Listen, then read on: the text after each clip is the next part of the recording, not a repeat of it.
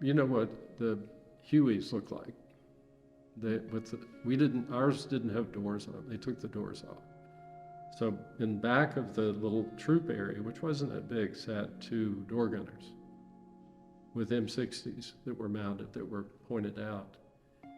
And so you got in, there were skids. You stepped on the skid and you stepped up, and you just sat on the floor. There was one bench toward the back, but most guys just sat on the floor.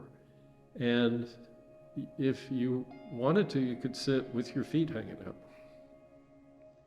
which for someone like me, growing up afraid of heights, I was actually amazed that I could do that. But there's something about when you take off in a helicopter, there's a period where it's really scary. You're looking down at the ground, but when you get up to a certain point, it's no longer scary.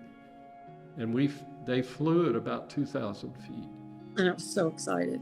Oh my gosh, I was so excited, because in Vietnam, a status symbol was a bracelet called a tail rotor chain. And a tail rotor is the back helicopter rotor, the blade that goes around, not the one on top, but the one at the back. And if you crash and you survive, you can take the tail rotor chain off and make bracelets out of it. And that's a real status symbol. So I was so excited that I had earned.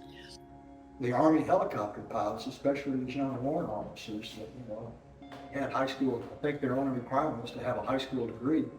Those guys would fly rain or shine, storm or clear. I mean, they took unbelievable chances. Because the helicopter's sitting up there waiting for me and whoever to put wounded on a strapped-in hoist and send them up. They're shooting ducks right there. They're sitting right there.